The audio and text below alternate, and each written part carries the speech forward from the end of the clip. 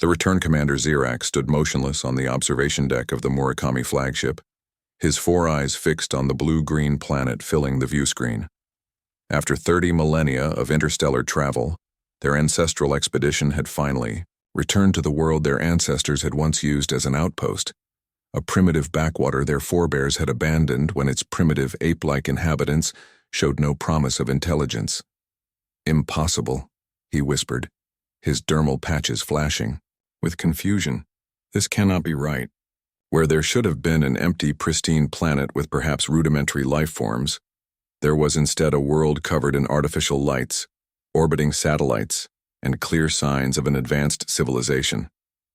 Most alarming of all was the complete absence of the ancient Murakami outpost that should have been waiting in the planet's orbit, the backup vessel their ancestors had left behind as insurance for their return. Science Officer Nexara approached, her movements betraying concern. "Commander, we've completed the initial scans. The planet appears to be inhabited by the descendants of those primitive bipeds our ancestors documented. They've achieved approximately Level 7 technological advancement." "Level 7? Zirax's dermal patches flashed crimson with alarm. "That's nearly comparable to our own. How is this possible? They were using stone tools when our ancestors left."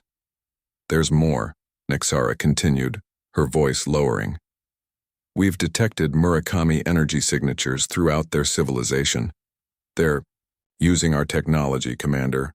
Zirax turned sharply. "That's impossible. Our ancestors took everything of value when they left. Unless they found the backup vessel." Nexara finished his thought. Zirax stared at the planet below. The vessel had been deliberately hidden, powered down in a stable orbit around one of the gas giants in this system. It had contained their most advanced technology at the time, technology that even by today's standards was impressive. It had been left as insurance should the primary expedition never return from exploring the deeper reaches of the galaxy. "Open a communication channel," Zirax ordered. "Let's see what these creatures have to say for themselves." Captain Elena Reyes of the United Earth Coalition flagship Prometheus was reviewing stellar cartography when the alert sounded. "Captain, we're detecting an unknown vessel entering the system," Lieutenant Commander Jackson reported, his fingers flying across the holographic interface. "Configuration unlike anything in our database, but wait." He paused, eyes widening. "Captain, some of its energy signatures match the Prometheus's core technology." Elena straightened in her chair. For over 2 centuries, humanity had been reverse engineering the abandoned alien vessel they'd discovered buried beneath the ice of Europa. The discovery had transformed human civilization, catapulting them from fossil fuels to interstellar travel within a single century.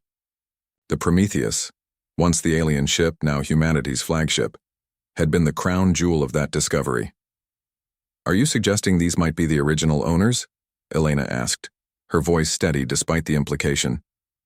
"It's a possibility we have to consider," her first officer, Commander Wei, said quietly. "The ship's database always suggested it was part of a larger expedition." Elena nodded thoughtfully. "Alert Coalition Command. Put the fleet on standby, but no aggressive posturing. If these are indeed the original owners of our salvage technology, we need to be diplomatic." "Captain," the communications officer called out, "we're receiving a transmission from the unknown vessel. They're requesting direct communication." Elena took a deep breath, straightening her uniform. History was about to be made. Again. On screen. The view screen flickered and the bridge crew collectively gasped. The alien had 4 eyes arranged in a diamond pattern on a face that resembled something between an octopus and a reptile. Its skin shimmered with patches of bioluminescence that pulsed in patterns. "I am Commander Zirax of the Murakami expedition." The alien spoke in perfect English, its voice synthesized through an advanced translation system.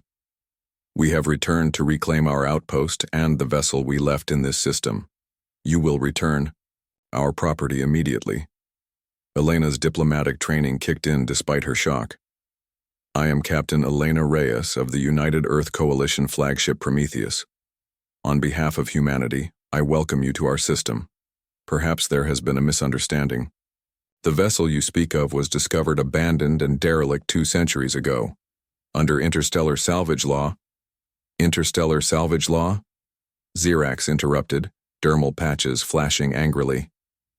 You cite laws you could only have learned from our databases. You have no right to our technology. That vessel was left as a safeguard, not a gift. Elena remained calm. The vessel was buried under ice on Europa, powered down completely, and had been there for what our scientists determined was approximately 30,000 years.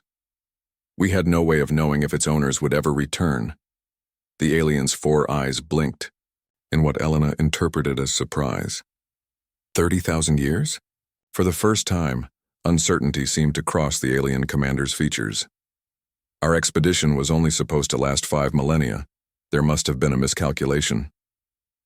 Commander Xerax, Elena said carefully, I propose we discuss this situation properly. Would you be willing to send a delegation to meet with our representatives? We have much to learn from each other. Xerax seemed to consider this proposal for a moment. Very well, Captain, but make no mistake. We have returned to reclaim what is ours. The vessel you call Prometheus belongs to the Murakami. It contains technologies your species could not possibly understand. Elena smiled diplomatically. You might be surprised by what we understand, Commander. We look forward to your delegation. As the communication ended, Elena turned to her officers. Inform Coalition headquarters. I want our best diplomats and scientists ready to receive them, and quietly put our defense grid on standby. Let's hope we can resolve this peacefully. But I want us prepared for all possibilities. Commander Wei approached her privately. Captain, do you think they know? That we've integrated their technology into every aspect of our civilization? That we've improved upon their designs? That the Prometheus is now more advanced than when they left it? Elena shook her head. I don't think so, and I'm not sure how they'll react when they find out. The delegation chamber aboard the orbital, Station Unity, was prepared with meticulous attention to detail. Representatives from the Coalition's member nations stood nervously as the Murakami shuttle docked. This would be humanity's first face-to-face meeting with an alien intelligence, though ironically, humanity had been using their technology for centuries. Elena stood beside Coalition President Adama, watching as the airlock cycled open. Commander. Xerax entered first, followed by 5 other Murakami of varying sizes and coloration. Their movements were fluid, almost hypnotic, and their dermal patches pulsed with colors that seemed to communicate among them silently. Welcome to Unity Station, President Adama said, stepping forward. I am President Josephine Adama of the United Earth Coalition. Xerax's upper eyes focused on the president while his lower pair scanned the room. We accept your welcome, though. We find it strange to be greeted as visitors to a world our ancestors once considered an outpost.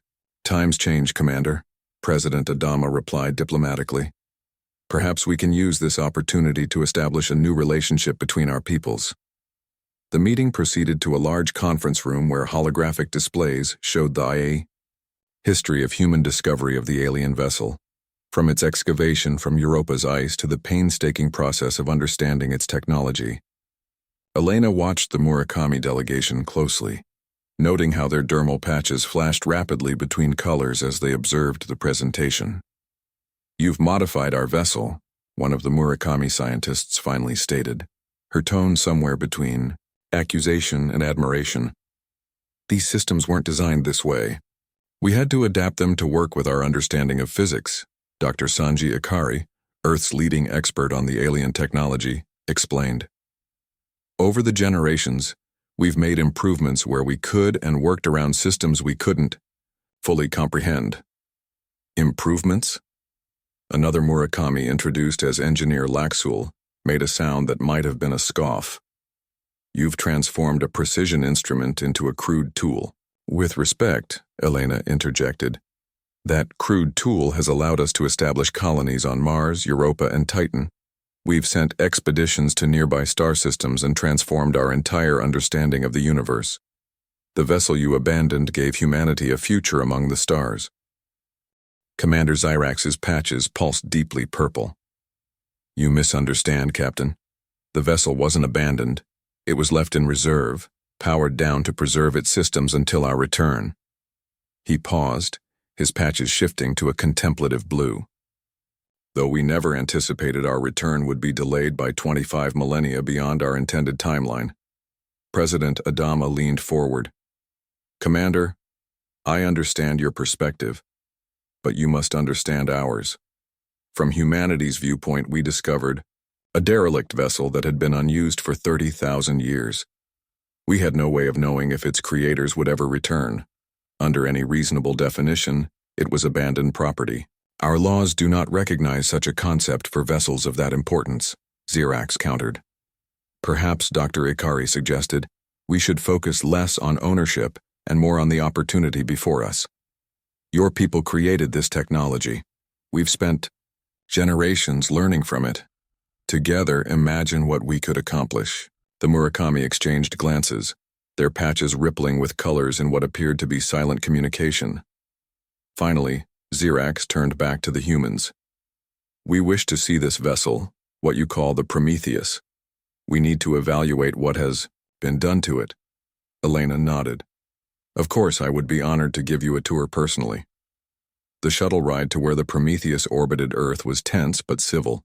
Elena watched as the Murakami delegation stared out the viewports at Earth's gleaming orbital infrastructure, space elevators rising from the equator, massive construction yards building new vessels, habitat rings housing millions of people.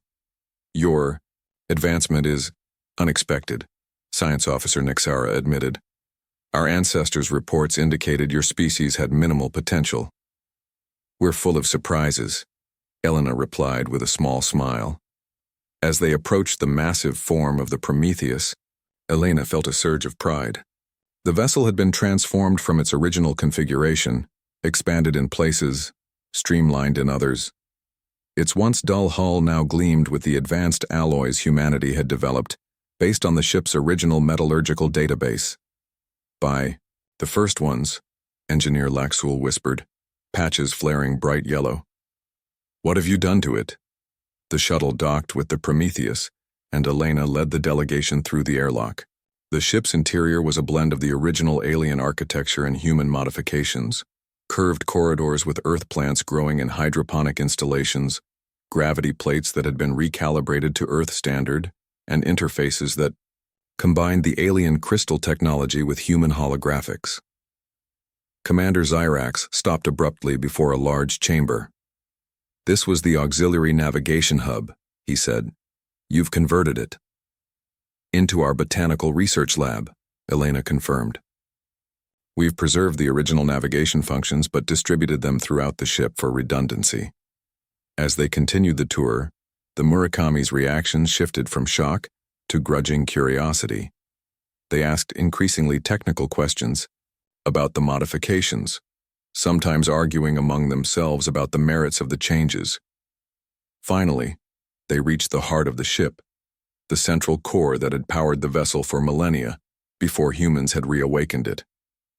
This technology, Commander Xerax said quietly, was our greatest achievement. A power source that could last for eons. He turned to face Elena.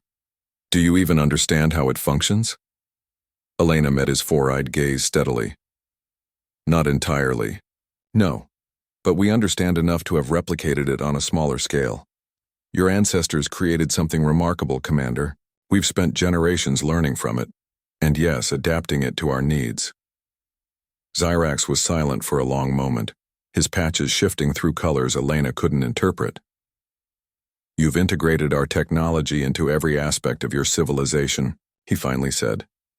Removing it now would be catastrophic for your species. Yes, Elena acknowledged honestly. It would be. Then we face an impasse, Xerax stated, because we cannot simply abandon our claim to what is rightfully ours. Before Elena could respond, an alarm blared throughout the ship. She tapped her communication implant.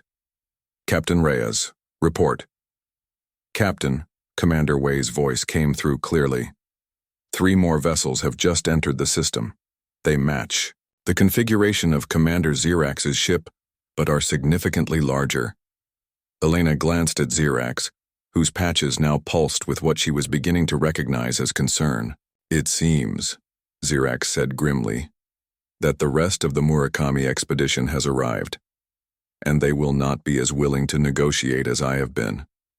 As Elena watched the Murakami delegation's reaction, she realized that humanity's greatest challenge had just begun. The technological renaissance that had propelled Earth to the stars might now become the focus of an interstellar dispute, with the fate of human civilization hanging in the balance. The Prometheus had been humanity's salvation once. Now they would need to prove they deserved to keep it. Ancient claims, new powers, the arrival of the 3 massive Murakami vessels sent Earth's defense systems into high alert. Orbital platforms swiveled their weapon arrays toward the newcomers, while civilian stations initiated emergency protocols. On the bridge of the Prometheus, Elena and Commander Xerax watched the approaching ships on the main view screen. "Those are warships," Elena stated, recognizing the aggressive configuration from the vessel schematics humans had studied in the alien database. Xerax's dermal patches flashed with what Elena had begun to recognize as concern. "The Ascendancy. Vessels. They are led by High Commander Varric. He outranks me considerably." "You didn't mention reinforcements were coming," Elena said, keeping her voice level despite the implications. "I wasn't aware they were so close behind us," Xerax admitted. "Our expedition split into multiple survey groups 25,000 years ago. It seems the Ascendancy has also completed their survey route." The communications officer called out, "Captain, we're being hailed by the lead vessel." "On screen," Elena ordered, straightening her uniform. The view screen flickered to reveal another Murakami, taller than Xerax with dermal patches that glowed a deep crimson. Unlike Xerax's simple expedition uniform, this Murakami wore ornate armor with glowing circuit patterns. "I am High Commander Varric of the Murakami Ascendancy," the alien announced, voice booming through the translator. "Commander Xerax, explain your presence aboard that vessel." Before Xerax could respond, Elena stepped forward. "High Commander, I am Captain Elena Reyes of the United Earth Coalition. Commander Xerax is here as my guest during diplomatic discussions regarding—" "I did not address you, human," Varric interrupted coldly. "Xerax, report. Now." Xerax's patches pulsed yellow before settling into a more subdued blue. "High Commander, I've been investigating the humans' claim to our backup vessel. They discovered it abandoned on one of this system's moons approximately 2 Earth centuries ago." "Abandoned?" Varric's patches flared bright red. "Impossible. The vessel was in secure hibernation mode. It was buried under 30 kilometers of ice." "On Europa," Elena interjected, refusing to be dismissed. "It had been there for 30,000 years according to our dating methods, its power systems completely dormant. We excavated and restored it through decades of careful work." Varric's 4 eyes narrowed simultaneously. "Your species had no right to touch Murakami technology. Return the vessel immediately and surrender all derived technologies." Elena felt a chill run down her spine but maintained her diplomatic composure. "With respect, High Commander, that's not possible. This ship has been integrated into our civilization for generations. The technology derived from it forms the backbone of our interstellar capabilities. Then you admit to technological theft?" Varric's voice was dangerously soft. "We admit to nothing of the sort." President Adama stepped forward, having remained silent until now. "What we found was salvage abandoned for millennia. Under any reasonable interpretation of law, your laws are irrelevant." Varric cut her off. "You will return our property or face the consequences." The transmission abruptly ended, leaving the bridge in tense silence. "Well," Elena said after a moment, "that could have gone better."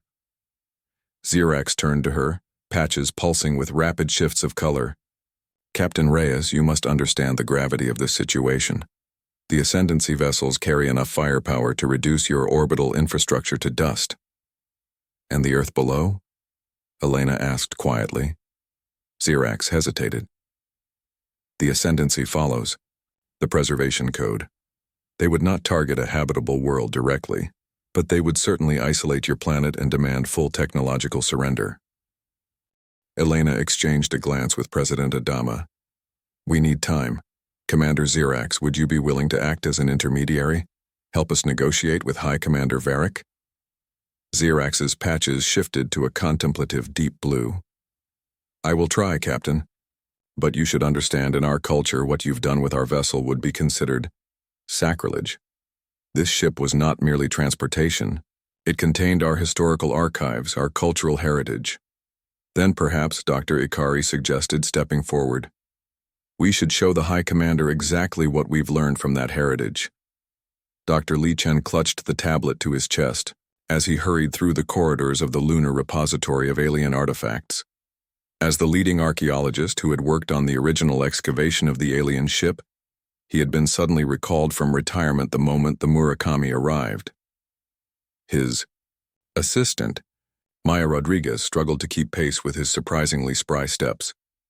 Doctor, they're waiting in the main conference room. The Coalition Secretary of Science is there, along with 3 military generals. Politics and guns, Lee muttered. Exactly what we don't need right now. He stopped abruptly, turning to Maya. Do you have the original excavation logs? Yes, all digitized and ready, she confirmed, patting her own tablet. Why? Because, Lee said with a gleam in his eye, I want to remind everyone exactly how we found that ship. It wasn't just sitting there waiting for us. It was deliberately hidden. The years earlier, Europa, the ice drilling outpost, shuddered as another tremor passed through Europa's crust. Dr. Anwar Rahman steadied himself against the control panel, watching as the depth readings continued to climb. 28 kilometers, he announced to the small team. We should be reaching the ocean boundary soon. The Europa Deep Drilling Project had been ongoing for 5 years, an ambitious attempt to reach the moon's subsurface ocean and search for primitive life. What they hadn't expected was the strange metallic signature their sensors had detected beneath the ice, far too regular to be natural. Dr. Rahman, called one of the technicians, I'm getting some unusual readings from the probe. The ice density is changing. There's a cavity down there. Rahman leaned over the console, his eyes widening. That's not possible. The pressure should have collapsed any cavity at this depth unless something was holding it open. 12 hours later, the drill probe broke through into a perfectly spherical chamber carved into the ice. The camera feeds showed gleaming metal walls, completely untouched by time or corrosion. It's artificial, Rahman whispered, hardly believing what he was seeing. Someone built this. Over the next 6 months, a specialized team excavated their way into the chamber, discovering that it encompassed a massive vessel of clearly alien origin. The ship, nearly 2 kilometers long, had been deliberately buried beneath Europa's ice, placed in what appeared to be a state of suspended animation. The first teams to enter the vessel found crystalline interfaces that responded to touch, corridors designed for beings different from humans, and technology beyond anything humanity had ever developed. Most incredibly of all, the ship's computer systems remained intact, though dormant. It would take decades before humans could begin to unlock its secrets. Present day. The ship was deliberately placed there, Dr. Li Chen explained to the assembled coalition leadership. Our analysis of the ice core samples showed that the chamber had been melted out, the ship positioned, and then the water allowed to refreeze around it. This wasn't an accident or a crash. It was intentional storage. Fleet. Admiral Koshi nodded slowly. So the Murakami hid their backup vessel. That still doesn't tell us why they abandoned it for 30,000 years. Actually, Lee pulled up a series of translated documents from his tablet. The ship's logs gave us some clues, though most were corrupted. From what we could piece together, the Murakami expedition encountered something during their exploration, something that concerned them greatly. There are references to the shadow between stars and the watchers in the void. President Adama leaned forward. Are you suggesting they fled from something? Possibly, Lee admitted. Or they might have been trying to hide something. We never fully deciphered those passages. The door to the conference room slid open, and Elena entered with Commander Xerax and Science Officer Nexara. Our guests have agreed to review the excavation records, Elena announced. They want to understand how we found their ship. Zyrax's four eyes surveyed the room before settling on the holographic display, showing the original Europa excavation. His dermal patches flickered with rapid pulses of blue and green. This chamber, he said finally, approaching the display, was not built by the expedition team. The room fell silent as the humans exchanged glances. What do you mean? Dr. Chen asked, stepping forward. The backup vessel was placed in a standard orbit around the gas giant you call Jupiter, Zyrax explained, patches now pulsing with confusion. It was never meant to be hidden beneath ice. This chamber, these stasis systems, this was not our doing. Science Officer Nexara moved to examine the data more closely. These energy signatures, they're similar to ours but with notable differences, almost as if our technology was modified by another intelligence. Are you suggesting, Admiral Koshi asked carefully, that someone else moved your ship and hid it on Europa? Who? Zyrax and Nexara exchanged a look, their patches rippling with colors in silent communication. Finally, Zyrax turned back to the humans. There were stories among our ancestors, legends of encounters with ancient beings who watched over developing worlds. Most dismissed them as exploration myths, but he gestured to the excavation images. This suggests otherwise. Dr. Chen's eyes widened. You're talking about precursor civilizations, advanced aliens who came before you. Perhaps, Nexara acknowledged, but why they would hide our vessel is unclear. Unless they were protecting it, Elena finished the thought, or protecting someone from it. The implications hung heavy in the air. The Prometheus might have been more than just an abandoned vessel. It might have been deliberately hidden away by a third party even more advanced than the Murakami. Before they could discuss further, Elena's communication implant chimed. Captain, came Commander Wei's voice. High Commander Varric is demanding your return to the Prometheus immediately. He says the diplomatic discussion period has ended. Elena exchanged a grim look with President Adama. Tell him we're on our way. The atmosphere on the Prometheus bridge was ice cold as High Commander Varric paced before the view screen, his armor reflecting the light with each movement. Behind him stood 6 Murakami warriors, their own dermal patches glowing with aggressive, red pulses. We have reviewed your claims, Varric announced as Elena, President Adama, and Dr. Chen entered with Zyrax and Nexara. They are insufficient. This vessel and all technology derived from it belong to the Murakami Ascendancy. High Commander, Zyrax began. There are complications we've discovered regarding the vessel's placement. Your report has been noted, Commander. Varric cut him off. It changes nothing. The humans have had 2 centuries with our technology they had no right to access. Now they will return it. President Adama stepped forward, her voice firm despite the tension. High Commander, we understand your position, but surely you can see ours as well. This ship has become integral to human civilization. We're willing to negotiate fair compensation, technological exchange.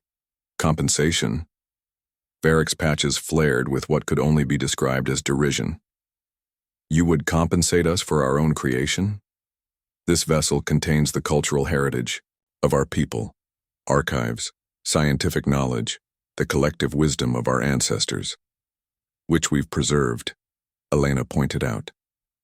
Everything we found in the ship's database has been carefully studied and maintained. Nothing has been lost.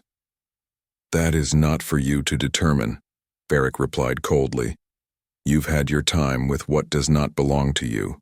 Now that time is over.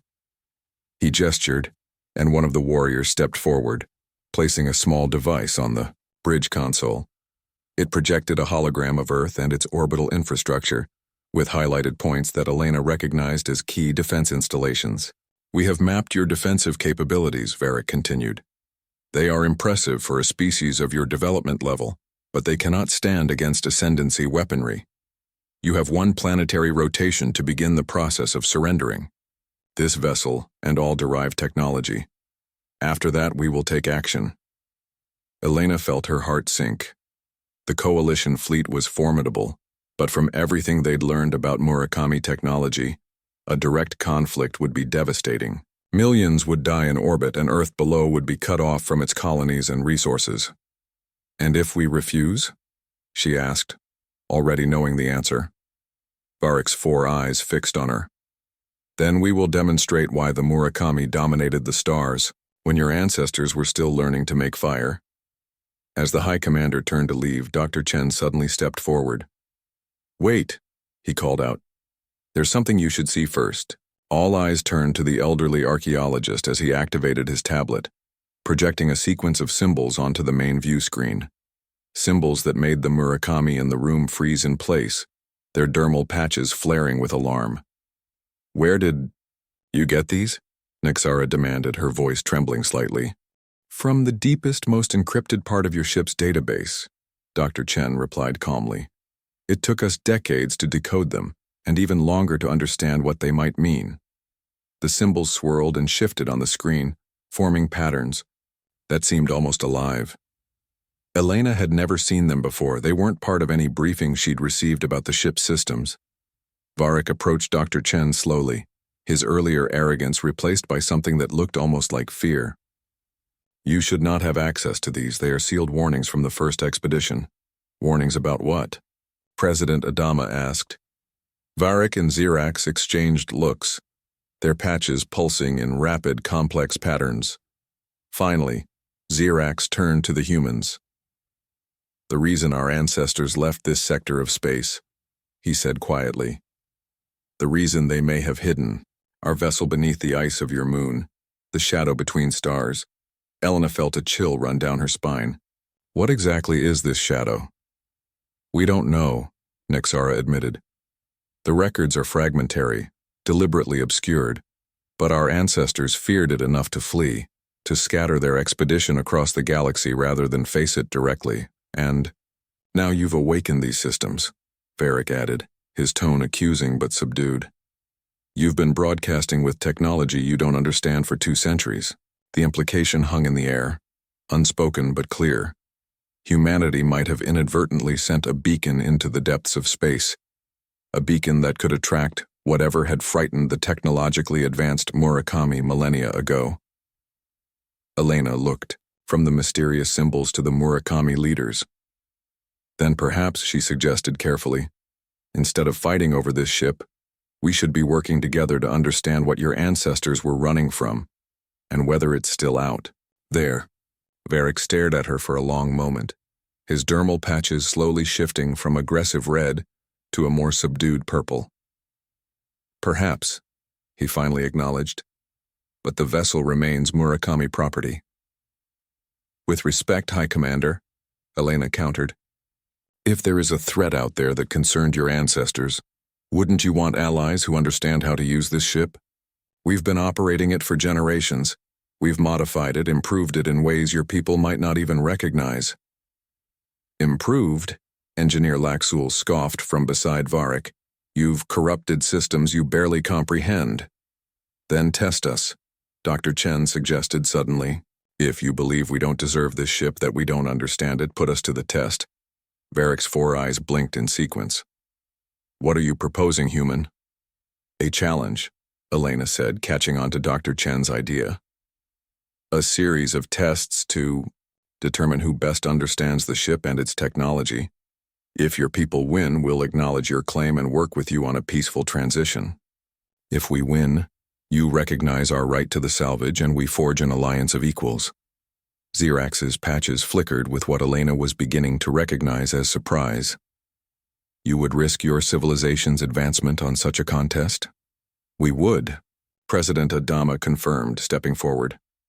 "Because we believe in what humanity has accomplished with this ship, and because we believe that cooperation will serve both our peoples better than conflict." Varroc was silent for a long moment, his patches shifting through a spectrum of colors as he considered the proposal. Finally, he gave a gesture that approximated a nod. "Very well," he said. "A challenge to determine worthiness. It is an acceptable solution within our traditions." As the details were discussed, Elena caught Dr. Chen's eye. The archaeologist gave her a subtle nod, but his expression remained grave.